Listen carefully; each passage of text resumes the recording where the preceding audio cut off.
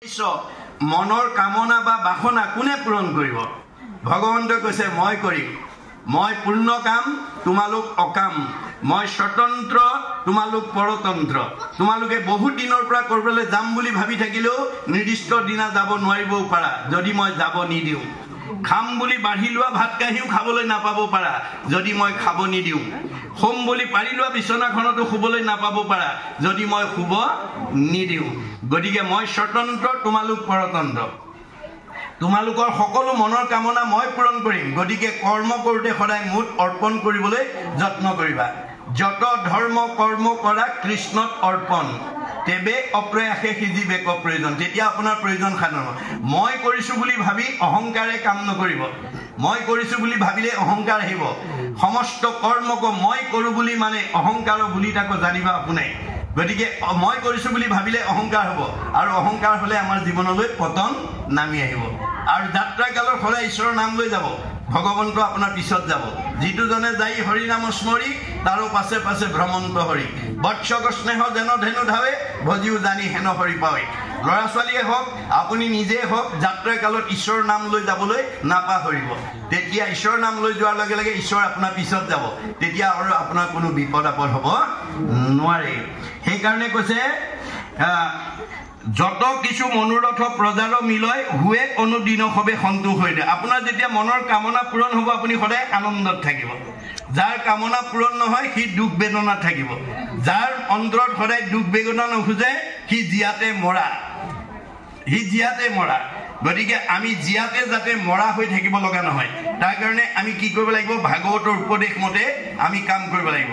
যে মানে আপুনি জীয়া মানুহ হ'বলৈ হ'লে প্ৰত্যেক দিনে ঈশ্বৰৰ নাম ল'ব লাগিব। সুৰশুনিৰ মল কথা কহন্ত শুনন্ত, মুঠ বিনে আনচিত্ত দেৱত নেদন্ত, পৰম আনন্দ আহি মনত মিলয়, তেবে তাক আৰু তিনি তাপে নোচলয়। তেতিয়া আৰু তিনিটা তাপ আপোনাৰ ওচৰলৈ আহিব নোৱাৰে। গতিকে ভগৱন্তৰ নাম যোনে লৈ থাকিব, কৈ থাকিব, গাই থাকিব, আনন্দ তাৰ ঘৰলৈ আহিব। যিয়ে পৰচৰ্চা, পৰ নিন্দা, পৰ সমালোচনা কৰি থাকিব তাৰ ঘৰলৈ দুখ আহিব। আপুনি কোৱা কথাই যদি আনে দুখ পায় তেতিয়া আপোনাৰ কোৱাজনৰ কি হ'ব? পায় পৰপীড়নম। আপুনি কোৱা কথাত যাতে আনে দুখ পাব লগা নহয়, কাৰণ আপুনি দুখ কাক দিব? ভগৱন্তই কৈছে চবতে ময়ে আছো। মোকে দুখ দিবা, মোকে আঘাত দিবা, মোকে অন্যায় কৰিবা, মোকেই ঠগিবা, মোৰে সীমা ঠেলিবা, আকৌ মই তোমাক ভালকে ৰাখিব লাগে, নহ'ব। ভাগৱত শুনি এই বেয়া স্বভাৱবিলাক এৰিবা। আমি ভাগৱত শুনিবলৈ কিয় আহিব লাগে? বেয়া এৰি ভাল ল'বৰ কাৰণে। বেয়া এৰি ভাল লোৱাটোৱে বৈজ্ঞানিক দৃষ্টিভংগী। যেতিয়ালৈকে বেয়া এৰিব নোৱাৰিব তেতিয়ালৈকে আপোনাক ভগৱানে ভালত ৰাখিব নোৱাৰিব। সেইকাৰণে দাৰ্শনিক পণ্ডিতে কৈছে bed is bed and good is good, do bad never never and do good ever ever. বেয়াটো সদায় বেয়া, তাক ত্যাগ কৰিব। ভালটো সদায় ভাল, তাক আঁকোৱালি ল'ব। আমাৰ কপিলে কৈছে জীৱৰ দুৰ্ভেদ্য পাশ সংগক হয়, কিন্তু দুৰ্জনৰ সং তেজিবে লাগে। মা তুমি যদি জীৱনত ভাল মানুহ হ'ব খুজিছা, বেয়া মানুহৰ সংগ ত্যাগ কৰিবা। সেই সংগ নিতে যদি কৰে সাধুত, মুখ্যৰ দুৱাৰ দেৱে শুৱে মুকুট। আজিৰ দৰে সাধু, আপোনালোক আজি চব সাধু হৈ আছে দেই। সাধু কাক বোলে? মুৰশুনিৰ মল কথা কহন্ত শুনন্ত, যি মোৰ কথা কয় বা শুনে, মুঠ মন দিয়া হবে তাপ এৰাৱন্ত। মুঠ মনোযোগ দিয়াৰ লগে লগে যি তিনিটা তাপৰ পৰা মুক্ত হৈ থাকে তাকে সেই বুলিও সাধু। জানিবা আই তাৰাৰ সংগক তুমি পাৰ্থিবা সদায়। ঈশ্বৰৰ কথা কোৱা আৰু শুনা মানুহ লগ পাবৰ কাৰণে মাধৱদেৱৰ দৰে ভগৱানক প্ৰাৰ্থনা কৰিব লাগিব। কি বুলি? কৃপাৰ সাগৰ দেৱকী নন্দন পুৰী ও মনৰ কাম, ভকতৰ সংগ সদানো গুচুক, মুখেতো আগুণ নাম। যাতে ভকতৰ সংগত তোমাৰ গুণ নাম লৈ মই যাতে জন্ম জন্মান্তৰ কাৰণে পুণ্য অৰ্জন কৰিব পাৰোঁ, তাৰ কাৰণে আমি গুৰুত্ব দিব লাগিব। মনত ৰাখিব। গতিকে এইখিনি আমাক মহাপুৰুষে দি আছে। আমি 8টা সদাচাৰৰ ভিতৰত কলৈকে গ'লো? কায়ৰ সদাচাৰ, বাক্যৰ সদাচাৰ, মনৰ সদাচাৰ, গমন সদাচাৰ, শৌচ সদাচাৰ, অন্ন সদাচাৰ। অন্ন সদাচাৰ, আমাৰ অন্ন শুদ্ধতা কৰিবৰ কাৰণে আইসকলৰ দায়িত্ব। বিবাহিত জীৱন আৰম্ভ কৰা দিনাখনেই আমাৰ ভাগৱত আৰু ভকতক সাক্ষী কৰি আমাৰ পৰৱৰ্তী দাম্পত্য জীৱন, যুগ্ম জীৱন, সাংসাৰিক জীৱন সুন্দৰভাৱে সুখময় মধুময় কৰিবৰ কাৰণে আমাক বিয়া দিনাখনেই বিবাহিত কন্যাগৰাকীক মানে বৰে 7টা প্ৰতিজ্ঞাত প্ৰতিজ্ঞাবদ্ধ কৰে, যাক সপ্তপদী গমন বুলি কোৱা হয়। তাৰে প্ৰথম প্ৰতিজ্ঞাটো কিহৰ ওপৰত কৰাইছিল? অন্নৰ ওপৰত। অন্ন লাভৰ কাৰণে তুমি প্ৰথম খোজ আগবঢ়োৱা। এতিয়া আইসকলে কি বুলি কৈছিল? আজিৰ পৰা ধন ধান অন্ন ব্যঞ্জন আদি মোৰ অধীন হ'ব। সেই অৰ্থে প্ৰথম খোজ আগবঢ়াইছোঁ বুলি সোঁ ভৰিটো উত্তৰ দিশলৈ এটা খোজ আগবঢ়াইছিল। ইয়াৰ তাৎপৰ্য কি? যে অন্নৰ ওপৰত কিয় প্ৰাধান্য দিছে? বিবাহিত আইগৰাকীয়ে স্বাভাৱিকতে পৰৱৰ্তী সময়ত স্বামীকে প্ৰমুখ্য কৰি ঘৰৰ পৰিয়ালবৰ্গ আলহী অতিথি ভকত বৈষ্ণৱক অন্ন ৰান্ধি খুৱায়। আইগৰাকীয়ে ৰন্ধন কৰি খোৱা অন্নৰ খালে আমাৰ প্ৰত্যেকৰ শৰীৰত 7 ধাতু সৃষ্টি হয়।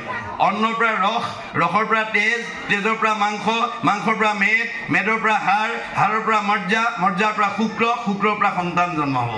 গতিকে অন্ন শুদ্ধ হ'লে ব্ৰহ্ম শুদ্ধ হ'ব, ব্ৰহ্ম শুদ্ধ হ'লেহে সতি সন্তান শুদ্ধ হ'ব। এতিয়া অন্ন শুদ্ধ কৰিবলৈ আইসকলে কি কৰিব লাগিব?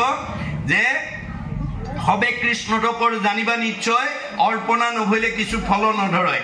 আমাৰ ৰান্ধিবলৈ নিয়া চাউল মুঠি ধোৱাৰ আগতে এমুঠি চাউল আইসকলে হাতত তুলি লৈ গুৰুদেৱ নাম ভগতত লাগিবৰ্থে বা ভগৱন্তত লাগিবৰ্থে অৰ্পণ কৰা হ'ল। কৃষ্ণ বুলি এটা পবিত্ৰ পাত্ৰত এমুঠি থোৱাৰ পিছতহে বাকীখিনি সুন্দৰকৈ ধুই পখালি ভক্তিভাৱে ৰন্ধন কৰি খাবলৈ দিওঁতেও কৃষ্ণ মন্ত্ৰ উচ্চাৰণ কৰি দিব লাগে। কাৰণ হৰিনাম হুতাখন পাপ সুখান বন খনেকতে দহি কৰে চন। আইগৰাকী কৃষ্ণ বুলি থোৱাৰ লগে লগে আৰু কৃষ্ণ বুলি খাবলৈ দিয়াৰ লগে লগে সেই সময়লৈকে হোৱা 5টা পাপৰ পৰা সেইখন ঘৰ মুক্ত হ'ব পাৰে। আমাৰ প্ৰত্যেকখন ঘৰতে ৰাতিপুৱা শুইতাৰ পৰা গধূলা খোৱালৈকে কৰ্মবিলাক কৰোঁতে 5টা পাপ অবাঞ্ছিত হয়। কি কি পাপ হয়? কন্দনী, পেখনি, চুলি, কলসী, মাৰ্জনী, গৃহস্থৰ পঞ্চ হিংসা সিজে ৰাতি দিনী। তাৰ দুখে গৃহবাসী স্বৰ্গক নাযায়, কৃষ্ণ অৰ্থে কৰি কোনো মুকুতিক পায়। গতিকে এই 5টা পাপ, কন্দনী মানে ঢেঁকী বা মিক্সাৰত জা জলপান কৰিলে ব্ৰহ্ম হত্যা হয়, তাতো পাপ লাগে। পেখনি পতাত মছলা পিছা, সৰিয়হ পিছা, আদা পিছা, নহৰু পিছা, জলকীয়া পিছা কৰি পেলাই অন্ন তৈয়াৰ কৰিলে তাত ব্ৰহ্ম হত্যা হয়, তাতো পাপ লাগে। চুলি মানে জুহালত গেছত ৰন্ধনশালাত অন্ন তৈয়াৰ কৰিলে তাত ব্ৰহ্ম হত্যা হয়, তাতো পাপ লাগে। পেখনি কন্দনী, পেখনি, চুলি, কলসী, কলহ বা কোনো পাত্ৰত পানী আনিলে চকুৰে মনিব নোৱাৰা জীৱাণু আহে, আকৌ গৰম কৰি মাৰি দিয়া হয়, তাতো ব্ৰহ্ম হত্যা, তাতো পাপ লাগে। আৰু মাৰ্জনী, ঠাই ঘৰ মচা বা সাৰোতে চোতা বাঢ়নি জাৰুত লাগি চকুৰে মনিব নোৱাৰা পোক পৰুৱা মৰে, তাতো ব্ৰহ্ম হত্যা হয়, তাতো পাপ লাগে। তাৰ দুখে গৃহবাসী স্বৰ্গক নাযায়। এই 5টা যে ৰাতিপুৱা শুইতাৰ পৰা গধূলা খোৱালৈকে প্ৰত্যেক গৃহস্থী সংঘ অনাসংঘ বামুণীয়া কীৰ্তনীয়া সত্ৰ সমাজ বুলি নহয়, মানুহ মাত্ৰেই এই প্ৰত্যেক ঘৰতে এই 5টা পাপ আমাৰ হৈ থাকে। গতিকে তাৰ দুখে গৃহবাসী স্বৰ্গক নাযায়। বৈকুণ্ঠটো দূৰৰ কথা, সেইখন ঘৰত বাস কৰি থকা জীৱকেইটা স্বৰ্গলৈকে যাব নোৱাৰে। কৃষ্ণ অৰ্থে কৰি কোনো মুকুতিক পায়।